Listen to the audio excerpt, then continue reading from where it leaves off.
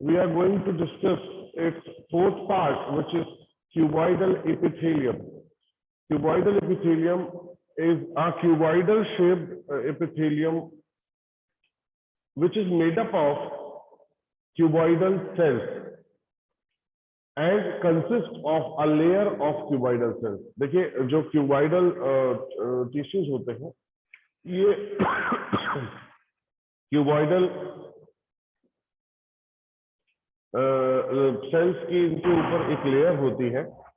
ये ज्यादातर किडनी की जो नलिकाएं होती है, किडनी के जो वक्यूल्स होते हैं, जो ट्यूबल्स होते हैं, जिनमें से पाइप टाइप का किडनी में जहां भी होता है, और जो आपकी सलेवरी ग्लैंड्स होती है वहां पर ये जर्मिनल एपिथेलियम में मिलती है। मतलब जहां से कुछ ना कुछ निकलना हो, है ना, जहां से किसी न किसी सलाइवा का उत्सर्जन होता हो, या ये कहें कि एक्सक्रीशन होता हो, यहाँ से वो रिसोर्स बनता है इसके लिए, सलाइवा के लिए।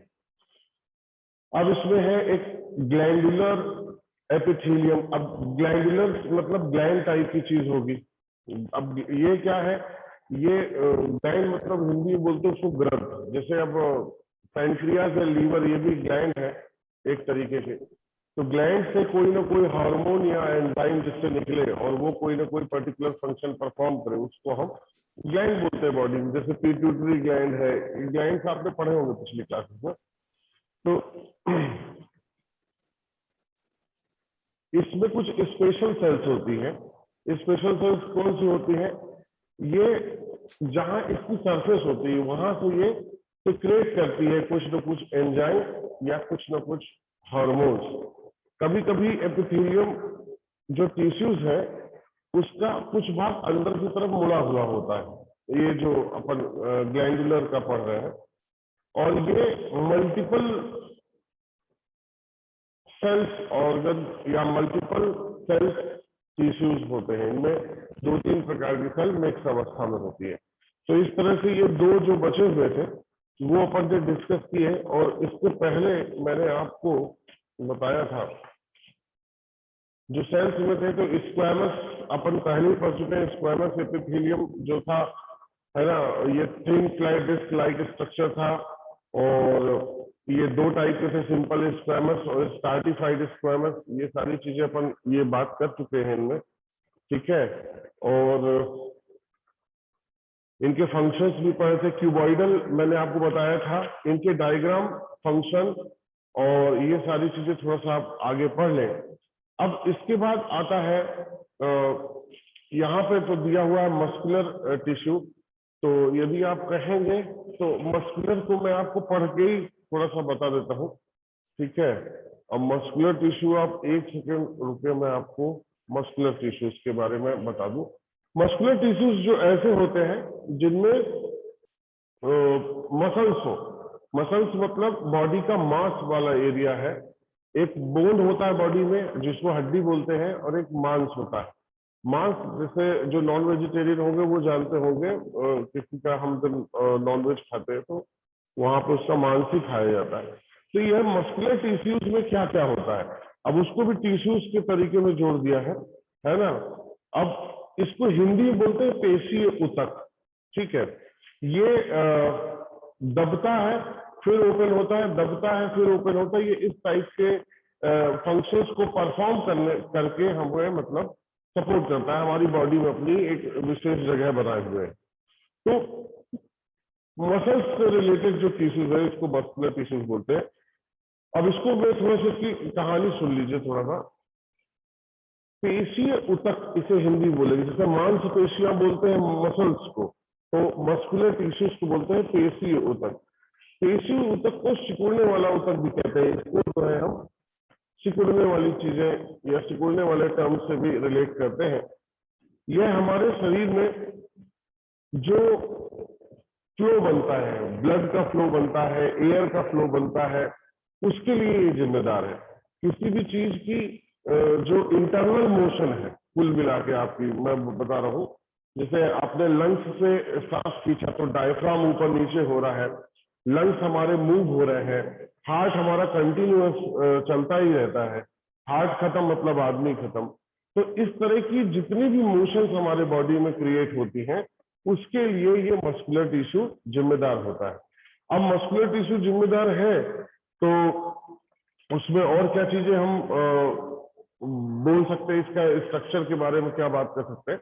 तो जनरली ये मसल मतलब मांस से ही बना हुआ है। पेशियों, जो आपकी जो टिश्यूज है, जो आपके मसल्स है, इनमें एक विशेष प्रकार का प्रोटीन होता है। प्रोटीन क्या होता है, जो सिकुड़ने के लिए काम करता है। अब इसको मैं आपको प्रोटीन का नाम अभी बता रहा हूं। इसके जो सिकुड़ने के बाद फैलना है, सिकुड़ने के बाद फैलना है, वो दोनों फंक्शंस को परफॉर्म करता है एक साथ। मतलब जैसे पॉलीथीन में हवा भर के दबा दीजिए आप, तो काफी देर तक तो दबेगी। बैलून में आप हवा भरिए, उसको दबाइए, कुछ देर तक दबेगा और फिर जैसे ही आप छोड़ेंगे तो वापस आ जाएगा। तो ये जो उसमें दबाव उत्पन्न करना है और उसका वापस प्रसार हो जाना है, उसका रेंज में वापस वैसे ही एक्टिविटी हो जाना है, तो इसके लिए जो है ये मस्कुलर टिश्यूज पूरे बॉडी में जिम्मेदार है। और जिससे ये पंपिंग करके बॉडी के इंटरनल ऑर्गन्स में मोशन को क्रिएट करता है और मोशन को हमेशा बना करके रखता हुआ। ठीक है। अब इसकी जो कुछ स्पेशल कैरेक्टरिस्टिक्स है वो क्या है। अब ये लंबे कोशिकाएं और लंबे रेशों से मिलकर बना होता है। ठीक है। अब ये बहुत ज्यादा सिकुड़ने या प्रसार या फैलने के लिए भी अपना काम करते हैं।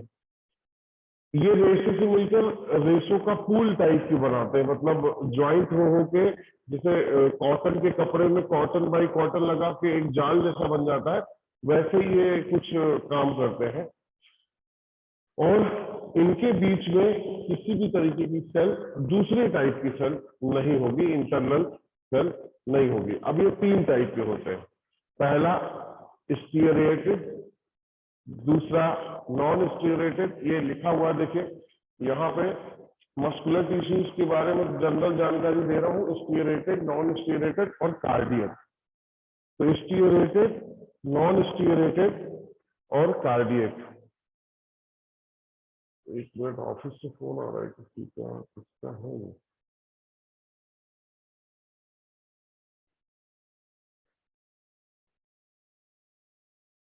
ओके, चलिए इसको आप देखेंगे, स्टीयरेटेड, नॉन स्टीयरेटेड और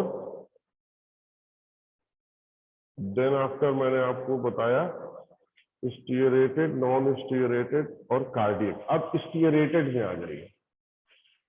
स्टीयरेटेड को वॉलेंट्री भी बोलते हैं, वॉलेंट्री और स्केलेटल, और स्टीयरेटेड मसल्स वॉलेंट्री भी बोलते हैं, वॉलेंट्री है ना, ऐच्छिक, अनैच्छिक और कार्डियक मसल। अब आप कुछ मसल्स को अपने ऐसा यूज करते हो जैसा कि जब आपकी इच्छा है, जैसे हम खाना खा रहे हैं तो हमारी इच्छा है, तो हमारे हाथ के मसल्स यूज हो गया। हमें जिम करना है तो हम हाथ के मसल्स यूज करेंगे।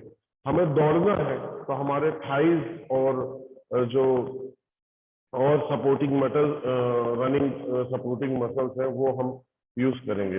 तो आप जरूरत पड़ने पर उनका यूज बढ़ा सकते हैं और जरूरत पड़ने पर उनका यूज रोक सकते हैं, उनकी मोशन को रोक सकते हैं। या तो उनको मोशन में ही रख सकते हैं या तो उनको मोशन में आप रोक सकते हैं। तो ऐसी परिस्थिति में उसको हम बोलते हैं कि ये स्टीयरेटेड मसल्स के कैटेगरी में आते हैं। इनको ऐच्छिक पेशियां बोलते हैं। ये पेशियां अधिकतर हड्डियों से जुड़ी होती है, ज्यादातर कनेक्टेड विद द बोन्स। इनका कुछ फीचर्स है, आप लिखते चलिए, एक एक लाइन पेंसिल से लिखते चलिए या पेन से फटाफट लिखते चलिए। मैं जो चीजें बता रहा हूँ उसको फिर जब मैं आपको वो भेजूं या नोट्स प्रिपरेशन के लिए बोलूं या आप कहीं उसको पढ़ने जाएंगे तो आपको ज्यादा समझ में आएगा। अब ये पेशियां अधिकतर हड्डियों से, बोन से कनेक्टेड है और बॉडी की पूरी मोशन में ये कहीं ना कहीं मतलब बड़ा इनका यूनिक रोल कह लीजिए। ठीक है। इसलिए इन पेशियों को स्केलेटल मस्कुलर या मसल्स भी कहते हैं हम। क्योंकि ये हड्डियों से जुड़ी हुई है और हड्डी के मोशन में ये मतलब बहुत काम देती है। हड्डी के मोशन में इनका जो है बड़ा अहम रोल है, यूनिक रोल प्ले करती है।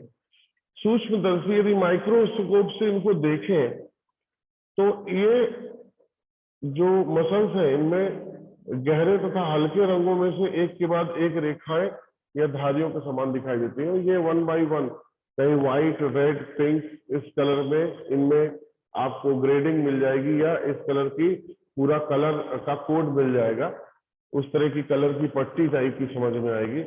इसी कारण इन्हें जो है रेखित पेशियां या स्टीरेटेड या ये कहें रेक्टिलिनियर मसल्स भी नाम कहा जाता है। और इनमें मल्टीपल न्यूक्लियस हो सकते हैं, ये पॉसिबल है क्योंकि इतनी डेंस होगी है। अब इसके बाद है नॉन स्टीरेटेड। इसके बारे में थोड़ा सा सुन लीजिए, अच्छी चीजें लिख लीजिए जो आपको इसमें समझ में आए, बहुत जरूरी मैं बताऊंगा। शरीर में कुछ एक्टिविटीज ऐसी होती हैं जिन्हें हम अपनी इच्छा से नहीं कर सकते, वो मतलब अनैच्छिक है, हमारी इच्छा के बगैर वो चलती ही रहती है। यदि वो अनैच्छिक क्रियाएं ना चले, हम अपनी इच्छा से कुछ चीजें ही सोचें या पूरी बॉडी हमारी इच्छा चले, तो हम जी नहीं पाएंगे। इनको आप अपनी इच्छा से चालू या बंद नहीं कर सकते। You can not start them और stop them as your wish. जब आपकी इच्छा किया तो हमने किया, नहीं किया तो नहीं किया, ऐसा नहीं है। जैसे हार्ट है, सपोज कीजिएगा हार्ट है, यदि आप उसको अपने बोले इच्छा से बंद कर दें, आधे एक घंटे बंद करके हम सो जाए, तो वो आधे एक घंटे बंद होगा तो फिर कभी ओपन ही नहीं होगा, फिर तो चालू ही नहीं होगा। शटडाउन मतलब फिर आदमी भी शटडाउन। तो उसको ध्यान से थोड़ा सा सुनिए, समझिए। अब जैसे आप खाना खाते हैं तो खाना खाना आपकी इच्छा है, चबाना आपकी इच्छा है कितनी देर, लेकिन उसके बाद जो अंदर की पूरी प्रोसीजर है वो ऑटोमेटिक परफॉर्म होता है। फॉर एग्जाम्पल, है ना, उदाहरण के लिए खाना आपने खाया, लेकिन अंदर जितनी भी चीजें जा रही हैं उसके आपके आहार नली के अंदर, ये जो बकल कैविटी से आगे बढ़ गया मटेरियल, उसके बाद सारे का सारा जो पचना है, जो एक्सप्रेशन है, उसमें एसिमुलेशन है, उसका डाइजेशन है, ये सारी की सारी प्रक्रिया, उससे वाटर एब्जॉर्प्शन है, ये सारी की सारी प्रक्रिया उसमें मतलब ये कहे कि वो ऑटोमेटिक ही पॉसिबल है, आपकी इच्छा से वो नहीं होती है। तो अब जैसे खून का बहना, खून का दबाव अंदर, ये भी अनैच्छिक है। सांस लेना, सांस आप इच्छा से रोक तो सकते हैं कुछ देर के लिए, लेकिन पूरी देर के लिए नहीं रोक सकते। ऑटोमेटिक आदमी सोता हुआ व्यक्ति भी सांस लेता रहता है और वो उसकी मतलब इच्छा या ना होने पर डिपेंड नहीं करता, उसे लेना ही पड़ेगा। तो ये अनैच्छिक कुछ ऐसी गतियां हैं जिनको नॉन स्टेरॉइड या इनवॉलेंट्रली कहते हैं, इनवॉलेंट्रली मसल्स कहते हैं। आंख की पलक है, जैसे यूरिन का कंपोजिशन, आप पानी पीते रहते हैं, यूरिन बनता रहता है, पसीने का निकलना, ये सब आपके बस में नहीं है। और जो आपके बस में नहीं है वही जो है नॉन स्टीरेटेड मसल्स के अंतर्गत आता है। अब कार्डियक मसल्स में आ जाइए। ये हृदय पेशियां हैं, हृदय से रिलेटेड चीजें जो जीवन भर लयबद्ध होकर आपको पंप करना, पंप करने में दो चीज होती है, दबना खिंचना, दबना खिंचना, ये करती रहती है। इनकी अनैच्छिक पेशियों को कार्डिक पेशी कहते हैं। हृदय की पेशियां कोशिकाएं बेलनाकार शाखाओं वाली एक केंद्रीय होती है। अब आपके हार्ट से रिलेटेड जो भी मसल्स है वो इनकी कैटेगरी में आती हैं, और इनकी कैटेगरी भी नॉन स्टीरेटेड की ही कैटेगरी है, तो उसके अंदर में इसको लिख सकते हैं। अन्यथा स्टीरेटेड, नॉन स्टीरेटेड और कार्डियक अलग अलग भी लिख सकते हैं। इनमें सिंगल न्यूक्लियस सेल होती है, और इसके पहले जो नॉन स्टीरेटेड थी या सॉरी स्टीरेटेड थी, उसमें मल्टीपल न्यूक्लियस सेल हो सकता था। तो इस तरह से ये मस्कुलर सेल के 3 पोर्शन भी खत्म हुए। पहला मस्कुलर टिश्यूज के 3 पोर्शन खत्म हुए। पहला एपिथेलियल था, एपिथेलियल के 5 सेट थे, वो आपको बताया। आप उसको डायग्राम बनाइए बराबर। डायग्राम बनाएंगे, उसके बाद उसमें थोड़ा बड़ा सा चार्ट भी ले सकते हैं यदि पॉसिबल हो आपके पास तो। उसमें बड़ा सा चार्ट लेकर के आप लिखिए उसमें एनिमल सेल के 5 टाइप, उसके बाद एपिथेलियल के 5 टाइप, उसके बाद मस्कुलर के 3 टाइप, और उनके जो मतलब की फैक्टर्स है। की फैक्टर्स में उसमें इमेज आता है। इमेज मैंने कुछ का आपको बना के बताया था, और जबकि है बड़े आसान, आप 5 एपिथेलियल के इमेज प्राप्त कर सकते हैं। ठीक उसी तरीके आप मस्कुलर के एग्जांपल्स और की फैक्टर्स वहां पे लिख लीजिए 2-4 लाइन में। देन आफ्टर आप जाइए थर्ड वन, जो कि है आपका कनेक्टिव टिश्यू, जिससे सबसे ज्यादा क्वेश्चन आता है। कनेक्टिव टिश्यू और नर्वस टिश्यू सबसे इंपॉर्टेंट। तो आज कुछ 2-3 कनेक्टिव टिश्यूज भी समझ लेते हैं, पढ़ लेते हैं। तो देखिए ये कनेक्टिव टिश्यू है यहाँ पर, है ना, इसको हिंदी में बोलते हैं संयोजी ऊतक। अब कनेक्शन का मतलब होता है 2 चीजों को जोड़ना। तो यहाँ पर जितने भी टिश्यूज होंगे, जितने भी नाम लिखे हैं, areolar, dense regular connective tissue, adipose skeletal connective tissue जिसमें कार्टिलेज बोन है, और फ्लूइड में जो है आपका ब्लड और लिम्फ आया, और डेंस में टेंडन और लिगामेंट आया। तो इनमें जितने भी आपके मुख्य टिश्यूज हैं, उनकी यदि बात की जाएगी तो वहां पर कनेक्टिव टिश्यूज स्टार्ट करके अपन देखते हैं आज जितना भी पॉसिबल हो पाता है उतना अपन अभी पढ़ेंगे, और 10 मिनट तक लगभग समय और है। 1:30 पे तो छुट्टी हो जाती है, 13 हो गया लगभग, अपन देखते हैं उसको कनेक्ट वो करते हैं। तो अब कनेक्टिव टिश्यूज के कुछ विशेष फीचर्स हैं, तो वो सुन लीजिए और समझ लीजिए, देख लीजिए। मैं आपको बोल के भी बता दे रहा हूँ, लिखवा भी दे रहा हूँ। की फैक्टर थोड़ा सा जैसे ही देखेंगे तो आपको ज्यादा कुछ समझ में आएगा।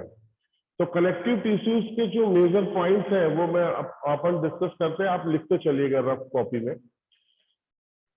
अब मल्टीपल ऑर्गन्स जो बनते हैं वो बनते हैं टिश्यूज से, सेल से बनता है टिश्यू।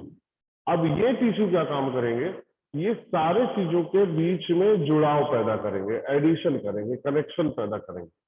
जब सारी चीजें एक दूसरे से जुड़ने लगेंगी, सारी चीजें जुड़कर काम करने लगेंगी, तभी हमारा एक बॉडी का पूरा पूरा सिस्टम बनेगा। तो ऐसे टिश्यूज जो कनेक्शंस के लिए काम आते हैं, एक दूसरे से जोड़ने के लिए काम आते हैं, उनको हम कनेक्टिव टिश्यू बोलते हैं। ये ऊतक, ये टिश्यू बॉडी के डिफरेंट टिश्यूज को जोड़ने या बांधने के काम आते हैं, या उनका फंक्शन ही ये है ऐसा करना। और ये बांधने के साथ में क्या करते हैं, जैसे हम 10-12 बांस की बल्लियों को गाड़ करके और ऊपर ऊपर बांध दें तो एक स्ट्रक्चर सा खड़ा हो जाएगा, झोपड़ी नुमा स्ट्रक्चर खड़ा हो जाएगा। तो ठीक उसी तरीके जैसे बांधने के साथ में ये क्या करते हैं, बॉडी को सहारा भी देते हैं, बॉडी की सुरक्षा भी करते हैं, और बॉडी को एक रफ स्ट्रक्चर भी प्रोवाइड कराते हैं। तो और रिजिडिटी देते हैं। रिजिडिटी का मतलब जैसे हाथ जुड़ा हुआ है यहाँ से एक दूसरे से, यहाँ से हटाएंगे तो ये हटेगा नहीं, इससे रिजिडिटी भी आती है, एक रफ स्ट्रक्चर का निर्माण भी होता है बॉडी के। तो ऐसी चीजों को जब हम समझे तो बेसिकली उनके जो की फैक्टर्स है उस पर फोकस करते चले। अब ये कनेक्टिव टिश्यूज के कुछ फीचर्स है, वो क्या होते हैं, इनमें सेल की संख्या कम होती है। ये number of cells are lesser in connective tissues, इनमें जनरली नंबर ऑफ सेल्स कम होते हैं। ये आपस में सब जुड़ी हुई होती है, दे आर इंटरकनेक्टेड, है ना। और जो इनकी कनेक्शंस होते हैं वो मैट्रिक्स टाइप के स्ट्रक्चर में बुने हुए होते हैं। जैसे आपने चटाई देखी होगी, चटाई या चारपाई की बिनाई देखी होगी, आपके घरों में चारपाई पुराने समय में रही होगी, अब तो लोग यूज नहीं करते। चारपाई में रस्सी की बिनाई देखे होंगे, मैट्रिक्स टाइप की रहती थी, वो एकदम ऐसा फंस फंस के यहाँ से ऐसा निकलते थे, क्रॉस में रहता था। अभी भी आप वो चीजें देख सकते हैं, जो लोग मफलर वगैरह पुराने यूज करते हैं तो उनमें क्रॉस वैसा रहता है, एक दूसरे से फंसे हुए रहते हैं लिगामेंट और वो सारे कुछ। तो मफलर में तो ऊन वगैरह फंसा रहता है, लेकिन बॉडी में लिगामेंट और टेंडेंस ये सब चीजें ऐसी मिलेंगी। और बड़ा ही डेंस कॉम्पोजिशन होता है, मतलब सघन बात बोली जाए जहां पे ये सघनता बहुत ज्यादा होगी। अब कुछ चीजें जो है, जैसे एरुलर है, पहला एरुलर कनेक्टिव टिश्यू के बारे में यदि बताऊं तो ये विस्तृत रूप से पाया जाता है बॉडी में, काफी ज्यादा मात्रा में पाया जाता है। जिलेटिनस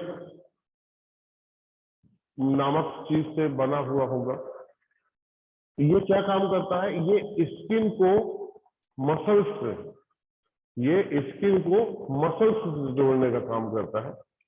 और उसके बीच, जैसे जो आपका ब्लड वेसल्स है, जो ब्लड बहने वाली लाइन है, उनके चारों ओर जो चीज होगी वो भी एरुलर कनेक्टिव टिश्यू की है। और ये बोन मैरो में भी पाया जाता है। तो ये बोन मैरो में भी प्रेजेंट है। पहला आप ये लिख लीजिए, जो ब्लड वेसल्स है उसके चारों तरफ क्या जो अंग है उसको भी ये कवर करता है। ये स्किन से मसल्स को जोड़ता है। ये जिलेटिनस है, कोमल है, कोमल का मतलब सॉफ्ट होता है, बहुत ज्यादा हार्ड नहीं होगा, और ये बहुत ज्यादा मात्रा में पाया जाता है। तो ये हो गया एरोलर के बारे में कुछ जानकारी। Then dense regular connective tissue यदि बात की जाए, डेंस रेगुलर कनेक्टिव टिश्यूज में आपके आ जाएंगे लिगामेंट और टेंडन। अब लिगामेंट और टेंडन एक्चुअल में है क्या? ये लिगामेंट को बोलते हैं स्नायु हिंदी में, और टेंडन को बोलते हैं कंडरा। अब कंडा मत समझिएगा, कंडरा है, दैट इज कंडरा। मैं हिंदी बस जनरल एक जानकारी के लिए आपको बता दे रहा हूँ। लिगामेंट जो होता है ये लचीला होता है। लचीला मतलब ये मुड़ने वाला होता है, स्ट्रांग होता है, और ये कहें कि रेशेदार या फाइब्रस स्ट्रक्चर का होता है। इसका काम क्या है? हड्डियों को आपस में जोड़ने का काम लिगामेंट का काम है।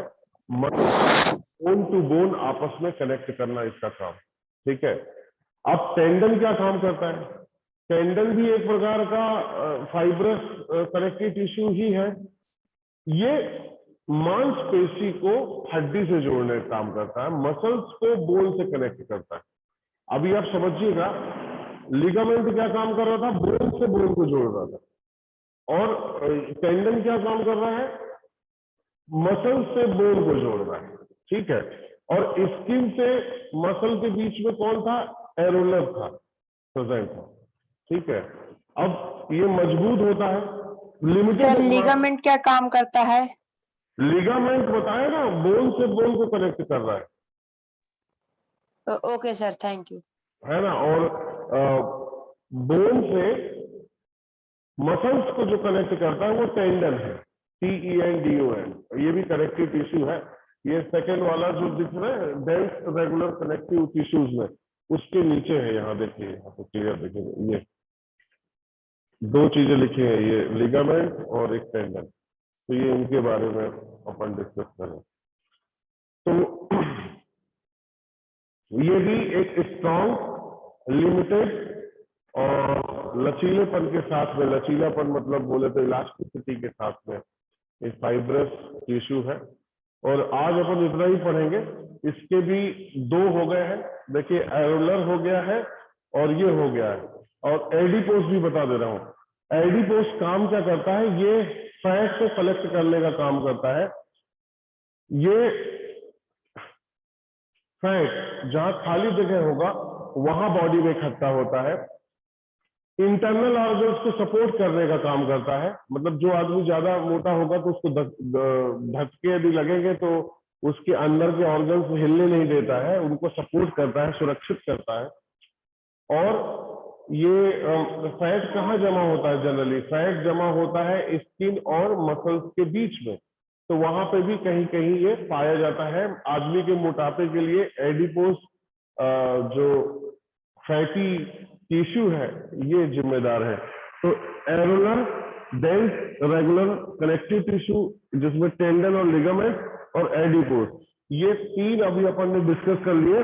स्केलेटन और फ्लूइड, ये अपन नेक्स्ट वीडियो में जब भी मिलेंगे तो डिस्कस करेंगे। और फिर उसके बाद ये नर्वस वाला हो जाएगा तो एनिमल वाला सेक्शन आपको खत्म हो जाएगा। लगभग एक वीडियो और चाहिए इन दो को, एनिमल टिश्यू को खत्म करने के लिए। उसके लिए फिर प्लांट टिश्यू पे आएंगे। तो आज के लिए इतना ही बहुत है। नोट्स बना लीजिए, फ्राइडे है, सैटरडे तक, कल तक बना लीजिए और मुझे व्हाट्सअप कीजिएगा अपना PDF।